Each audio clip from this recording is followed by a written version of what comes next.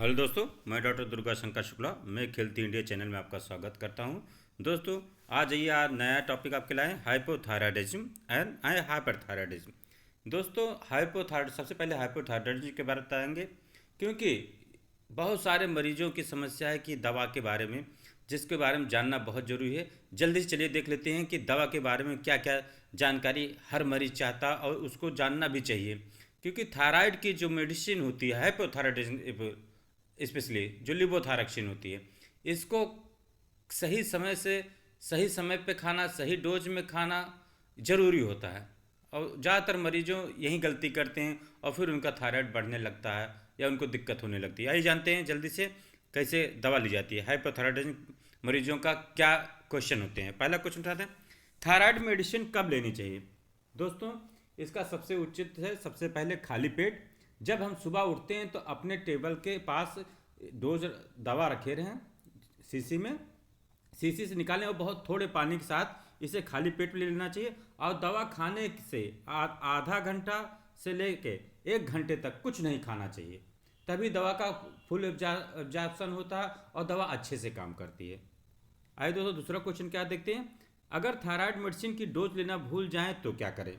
दोस्तों, अगर आप सुबह डोज लेना किसी कारण से भूल गए हैं तो लंच के 1 घंटे पहले, जो दोपहर का खाना खाते हैं उसके पहले खा लें। क्योंकि खाने के साथ ये मेडिसिन नहीं ली जाती, क्योंकि उसका एब्जॉर्प्शन कम होता है, इसलिए खाना खाने से 1 घंटे पहले ले लेना चाहिए। और मेडिसिन को डेली लेना है, हफ्ते में 7 दिन खाना, कभी भूलना नहीं है। फिर आता है, अगर थायराइड मेडिसिन की डोज लेना 1 या 2 दिन भूल जाएं तो क्या करें। दोस्तों, अगर 1-2 दिन थायराइड की मेडिसिन लेना भूल गए हैं तो कोई बात नहीं, क्योंकि थायराइड का लेवल जो हम मेडिसिन खाते हैं उसका लेवल ब्लड में बना रहता है। 1-2 दिन अगर भूल जाते हैं तो कुछ नहीं, दवा तुरंत फिर से स्टार्ट कर देना चाहिए। जब जागो तभी सवेरा, लेकिन ज़्यादा लेट नहीं करना चाहिए। तुरंत स्टार्ट, दवा को तुरंत जब भी आता है स्टार्ट कर देना चाहिए। 1-2 दिन में कोई दिक्कत नहीं, क्योंकि दवा जो हम खाते हैं उसका लेवल ब्लड में रहता है, वो मेंटेन कर लेती है। अगर थायराइड हो तो क्या नहीं खाएं, मतलब थायराइड में क्या क्या नहीं खाना चाहिए। वैसे बहुत सारी डाइट है, लेकिन मोटा मोटा सोया प्रोटीन नहीं लेना चाहिए, बंद गोभी नहीं लेना चाहिए, फूल गोभी नहीं खाना चाहिए, ब्रोकली नहीं खाना चाहिए। ये थायराइड जो हार्मोन हम लोग खाते हैं उसके एब्जॉर्प्शन को कम करते हैं, ये उससे सारी इंटरेक्ट करते हैं, सारी चीज़ें जो होती खाने की होती हैं। अगर थायराइड मेडिसिन ले रहे हों तो कैल्शियम टैबलेट या क्रोमियम युक्त मेडिसिन ना लें। अगर दोस्तों जैसे जिसको हाइपोथायराइडिज्म होता है उसमें क्या, तो उसकी बोन कमज़ोर होती है, उसकी बोन कमज़ोर होती है, उसको बताया जाता है कि आप कैल्शियम की टैबलेट ले लें। और उसको बताया जाता है कुछ मल्टीविटामिन भी लेते रहें। कैल्शियम की टैबलेट, जब थायराइड के मरीजों को कैल्शियम टैबलेट लेना होता है तो क्योंकि अगर हम थायराइड के साथ, अगर मेडिसिन के साथ कैल्शियम की टैबलेट लेते हैं तो एक थायराइड के हार्मोन के एब्जॉर्प्शन को कम करता है, इसलिए हम थायराइड की मेडिसिन खाने के 4 से 5 घंटे बाद ही कैल्शियम या क्रोमियम युक्त जो मल्टीविटामिन हो तभी लें। 4 से 5 घंटे का गैप रखें। सुबह मेडिसिन है, उसके 4 से 5 घंटे बाद ही कैल्शियम या क्रोमियम युक्त मल्टीविटामिन लें। क्या थायराइड मेडिसिन को प्रेगनेंसी में लेना बहुत ज़रूरी है। हाँ, जरूर लेना चाहिए, क्योंकि बच्चे की ग्रोथ के लिए ज़रूरी है। दोस्तों, प्रेगनेंसी में थायराइड मेडिसिन तो कतई भूलना नहीं चाहिए, उसको ज़रूर लेना चाहिए, क्योंकि फर्स्ट 3 वीक में ही बच्चे का ग्रोथ होते, सारे आर्गन डेवलप होते हैं, ब्रेन डेवलप होता है। इसे थायराइड मेडिसिन स्किप नहीं करनी चाहिए, प्रेगनेंसी में ज़रूर लेना है। क्या थायराइड मेडिसिन का इफेक्ट भी कम हो सकता है। जी हाँ, मेडिसिन हमेशा फ्रेश मैन्युफैक्चरिंग की लेना चाहिए। आप जब मेडिसिन खरीदते हैं तो उसमें मैन्युफैक्चरिंग डेट देख लेना चाहिए। जो और ज़्यादा दिन की मेडिसिन को नहीं लेना चाहिए, जो तो अभी तुरंत के हाल में ही बनी हुई उन्हीं मेडिसिन को लो, तो उसका इफेक्ट ज़्यादा होता है, उसकी एफिशिएंसी ज़्यादा होती है, ज़्यादा तेज़ काम करती है। दवा खाने के बाद तुरंत शीशी को बंद कर दें, नहीं तो उसमें मॉइस्चर आ सकता है। और सूर्य की रोशनी से दवा को बचा के रखना चाहिए। थायराइड मेडिसिन कौन सी है। अधिकतर थायराइड से एक ही मेडिसिन है, लिवोथायरक्सिन। और डोज को थायराइड रिपोर्ट के अनुसार डॉक्टर की सलाह से ही लेना चाहिए। हाइपरथायराइड, अगर मान लो किसी को हाइपरथायराइड होता है तो उसकी क्या क्या मेडिसिन होती है। ये कार्बामेजोल देते हैं, प्रोपिलथायोरिसिल देते हैं, बीटा ब्लॉकर देते हैं, रेडियो एक्टिव आयोडीन देते हैं और या उसका थायराइड को ही काट के निकाल देते हैं। इसमें भी डोज को थायराइड रिपोर्ट के अनुसार डॉक्टर की सलाह से लेनी चाहिए। अभी हम इसको आगे वाले वीडियो में बताएंगे। हाइपरथायराइडिज्म में अगर किसी बहुत सबसे ज़्यादा हाइपोथायराइडिज्म होता है, हाइपोथायराइडिज्म को ध्यान रखिए। बाकी आगे वाले वीडियो में आइए आगे वाले वीडियो में पूरा डिटेल में डिस्कस करते हैं थायराइड के बारे में। चलिए देखते हैं थायराइड की पूरी डिटेल में क्या है। देखिए दोस्तों, ये थायराइड का पिक्चर है। ये थायराइड कार्टिलेज आपको दिख रही है। ये बटरफ्लाई शेप में होती है थायराइड ग्लैंड, उसके लोब ऑफ थायराइड ग्लैंड है और दोनों लोब के बीच में इस्थमस है और ट्राइकिया दिखाया गया है। ये देखिए हेल्थी थायराइड है और कैंसर देखिए ट्यूमर्स में है, कैंसर में ट्यूमर में बने हुए थायराइड के उसमें। आइए इंट्रोडक्शन देखते हैं हाइपोथायराइडिज्म क्या होता है। Hypothyroidism is a disorder in which the thyroid gland can not produce enough hormone to meet the body demand. क्योंकि जब हाइपोथायराइडिज्म होता है तो बॉडी थायराक्सिन हार्मोन को प्रोड्यूस नहीं कर पाई जो बॉडी की डिमांड को कंप्लीट कर सके।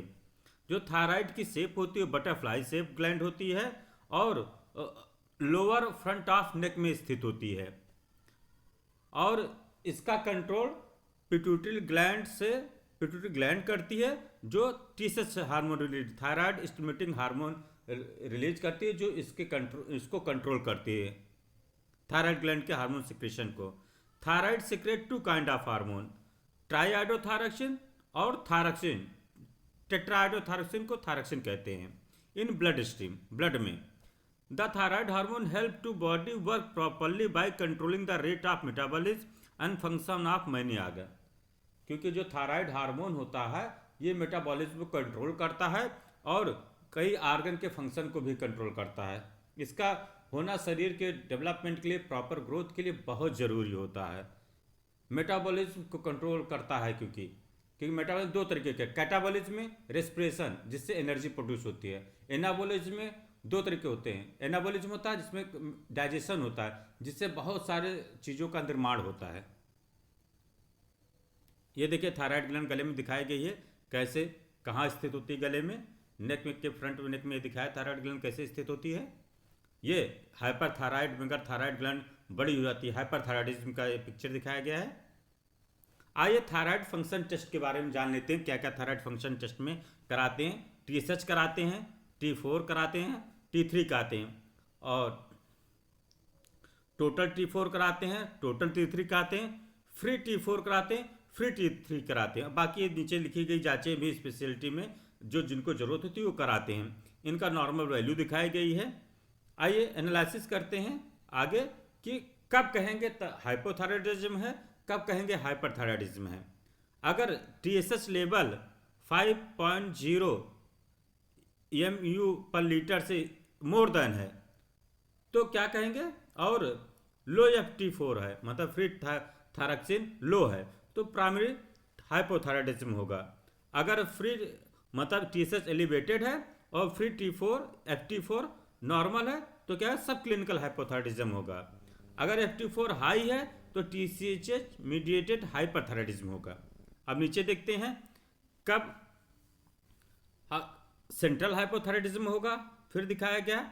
अब हाइपरथायराइडिज्म कब होगा, हाइपरथायराइडिज्म कब होता है जब टीएसएच का लेवल लो हो मतलब लेस देन 0.10 mU/L हो तो देखिए, और हाई FT4 हो, नीचे सबसे नीचे दिखाया गया है, तब हाइपरथायराइडिज्म होता है। ये मतलब आप इस रिपोर्ट को देख के भी एनालिसिस कर सकते हैं कि हमें हाइपोथायराइडिज्म है कि हाइपरथायराइडिज्म है। आइए देखते हैं हाइपोथायराइडिज्म में सिम्टम क्या क्या आते हैं। सबसे पहले क्या है, हाइपोथायराइडिज्म जब होगा तो क्या क्या मेटाबॉलिज्म स्लो हो जाएगा। स्लो हो जाएगा तो क्या कहता है, वेट गेन होगा, जो खाएंगे उससे वेट गेन होता है। हाइपोथायराइडिज्म में मोटापा होने लगता है, भूख कम लगती है और ठंड लगती है, कोल्ड इंटॉलरेंस हो जाता है। इनकी सेंसिटिविटी को कोल्ड ज़्यादा लगती है क्योंकि शरीर ब्रैडिकार्डिया होती है मतलब हार्ट रेट कम होने लगता है। कब्ज होती है, कॉन्स्टिपेशन होता है, थकावट लगेगी, डिप्रेशन रहेगा, इम्पेयर्ड मेमोरी रहेगी, इम्पेयर्ड कंसंट्रेशन रहेगा, मेंटल फॉग हो जाता है, हेयर लॉस होता है, थिन नेल होते हैं और रफ इनकी ड्राई स्किन हो जाती है। ये हाइपोथायराइडिज्म के सिम्टम आते हैं जो होते हैं। आइए देते हैं हाइपोथायराइडिज्म मेडिसिन कौन सी लेनी चाहिए। ये देखिए एक ही मेडिसिन है, लीवोथायरॉक्सिन। डोज को थायराइड रिपोर्ट के अनुसार डॉक्टर की सलाह से ही लेना चाहिए। आइए अब जानते हैं हाइपरथायराइडिज्म में क्या क्या सिम्टम आते हैं। इसमें क्या, वेट लॉस होता है, मतलब आदमी पता नहीं लगेगा, बहुत खाए पिएगा बहुत अच्छा लेकिन दुबला पतला होता जाएगा। भूख ज़्यादा लगती है, ज़्यादा भूख भी लगेगी, आदमी दुबला पतला भी रहेगा। तो आदमी कुछ समझ में नहीं आता हमें हो क्या गया है, कि हम खा पी भी रहे हैं लेकिन पतले होते चले जा रहे हैं। हीट इंटॉलरेंस होता है, बहुत मतलब गर्मी लगी, पसीना होगा, स्वेट होगी। और टैकीकार्डिया, हार्ट रेट बढ़ा होगा, पल्पिटेशन महसूस होगा, दिल की धड़कन महसूस होने लगती है, एर्दिमाज होने लगते हैं, डायरिया होने लगती है, डायरिया मतलब पतली दस्त होने लगती है, एंजाइटी होगी, टेंशन रहेगा, नर्वसनेस रहेगी, इरिटेबिलिटी होगी, नींद नहीं आएगी, ट्रीमर होंगे, हाथ पैर हिलने लगते हैं। इसमें भी हेयर लॉस होगा, नेल ग्रोथ होगा और स्वेटिंग बहुत ज़्यादा, पसीना बहुत ज़्यादा होगा।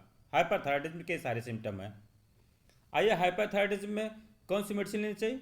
हाइपरथायराइडिज्म में मेडिसिन है कार्बिमाजोल है, प्रोपिलथायोरेसिल है, और क्योंकि हार्ट रेट बढ़ा रहता है तो इसलिए बीटा ब्लॉकर देते हैं।